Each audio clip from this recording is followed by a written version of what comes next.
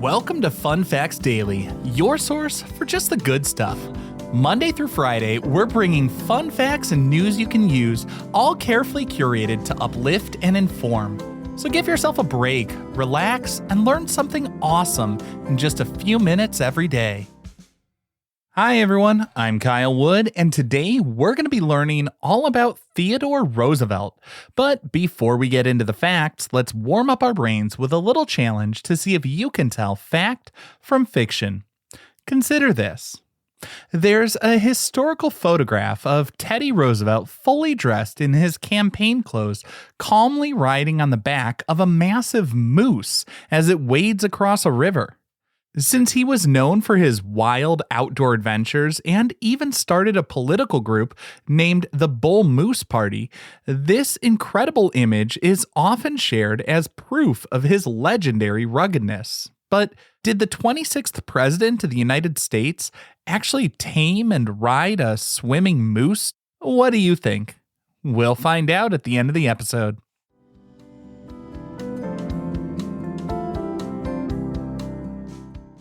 Now for your word of the day. Our word for today is strenuous. That's S-T-R-E-N-U-O-U-S.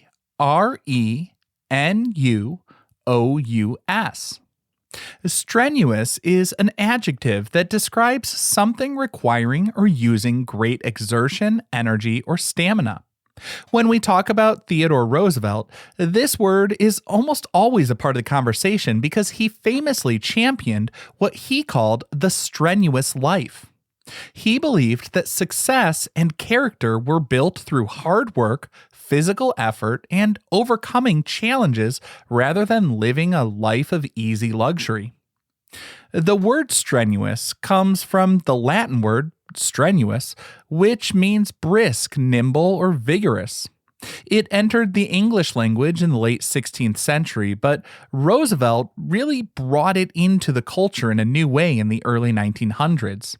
He used the term to inspire a generation of Americans to embrace the outdoors, participate in sports, and face national duties with courage.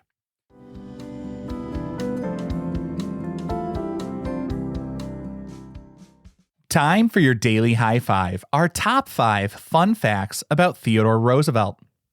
Number 1. Theodore Roosevelt was actually the first American to ever win the Nobel Peace Prize. In 1906, Roosevelt was awarded this prestigious honor for his role in mediating the Treaty of Portsmouth, which ended the Russo-Japanese War. He took a huge diplomatic risk by inviting representatives from both warring nations to meet in New Hampshire to negotiate a truce. His successful navigation of the complex international tensions proved that the U.S. was becoming a major player in global diplomacy. It was a massive achievement that showed he was just as skilled at peacemaking as he was at projecting strength. At that time, the Nobel Peace Prize came with a $40,000 award, but Roosevelt didn't keep it. Now, even today, a $40,000 award would be pretty amazing. I would say life-changing for a lot of people, but in 1906, it's hard to do a direct comparison to something over a century ago.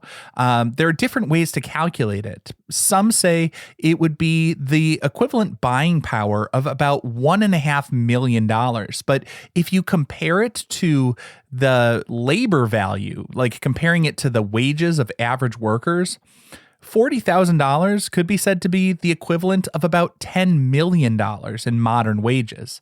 I mean, in 1906, the average annual salary for a person was about $500. So Roosevelt's prize was roughly 80 times the average worker's yearly income. So it was a massive amount of money, but he didn't keep it for himself. He donated the entire amount to a foundation designed to promote industrial peace and better labor relations here at home. Number 2. Theodore Roosevelt was the youngest person to ever become president of the United States.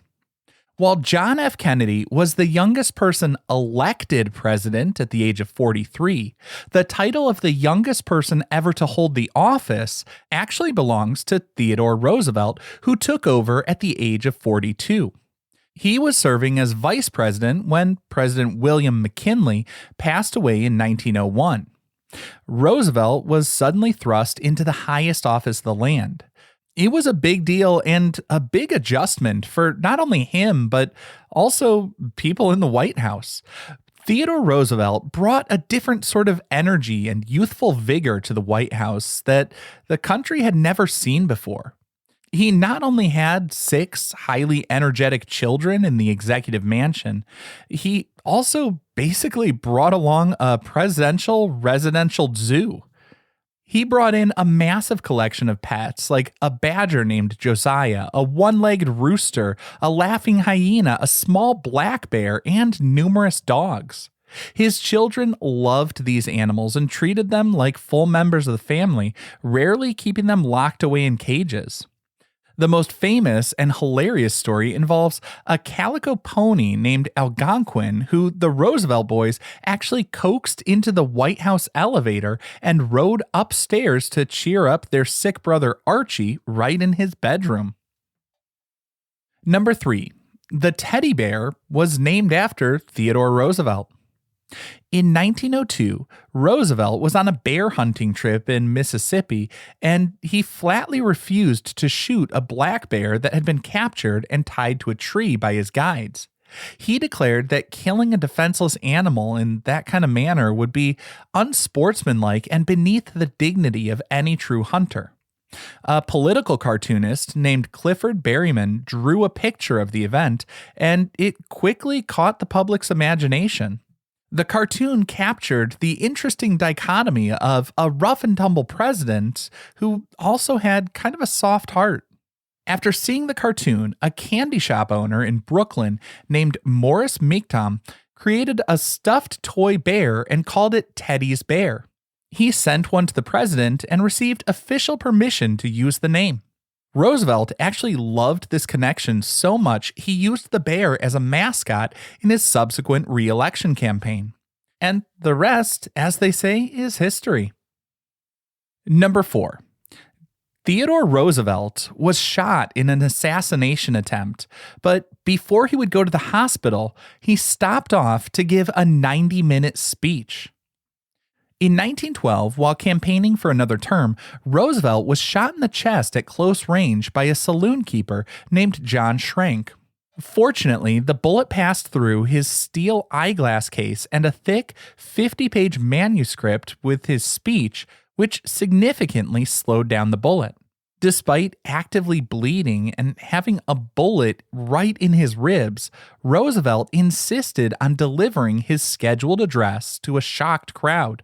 He apparently knew enough to realize that since he wasn't coughing up blood, the bullet hadn't pierced his lung, and he figured that was good enough for him to be able to go on. He famously opened the speech by saying, quote, "Friends, I shall ask you to be as quiet as possible. I don't know whether you fully understand that I have just been shot," end quote. He went on to speak for nearly an hour and a half, dramatically showing the audience his blood-stained shirt. Doctors later decided it was actually safer to just leave the bullet exactly where it was rather than risk surgery to try to remove it. So he carried that bullet in his chest for the rest of his life as sort of the ultimate proof of his toughness. And our 5th and final fun fact for today: Theodore Roosevelt is considered the conservationist president because he protected 230 million acres of public land. During his presidency, Roosevelt established the United States Forest Service and signed the groundbreaking Antiquities Act of 1906. This law allowed him to quickly protect beautiful natural landmarks like the Grand Canyon and Devil's Tower by declaring them national monuments. He realized early on that the American wilderness was beautiful and vast, but still finite. He viewed the land as a national treasure, but not one to be mined. It's a precious resource that desperately needed to be preserved for future generations to enjoy and study. His incredible environmental legacy includes the creation of 5 national parks, 150 national forests, and 51 federal bird reserves. Roosevelt often spent weeks at a time in the wilderness, famously camping with the naturalist John Muir in Yosemite to discuss the vital importance of preservation. So today, every time we go out to visit a national park and just enjoy the beauty of this landscape, we owe a little debt to Theodore Roosevelt.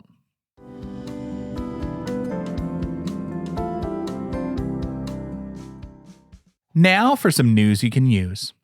Theodore Roosevelt was famous for his seemingly boundless energy, and you can help yourself to be more energetic and rigorous in whatever you're doing with a little trick called active rest. When Teddy was exhausted from political stress or mental work, he didn't just plop down on a couch and do nothing. Instead, he switched to a different kind of demanding activity, like reading a book in a foreign language, going for a vigorous hike, or even boxing. The idea is when your brain feels tired from doing one thing, instead of stopping entirely, it's more productive to switch gears to a new type of task. It works because of a concept called cognitive switching. When you do the same task for too long, the specific part of your brain using those skills gets depleted and tired. But by switching to a different activity, like going from math homework to drawing, or from staring at a computer screen to going for a quick jog, you allow that tired part of your brain to recharge while keeping your overall momentum going. So sometimes the best rest isn't doing nothing, it's just doing something else.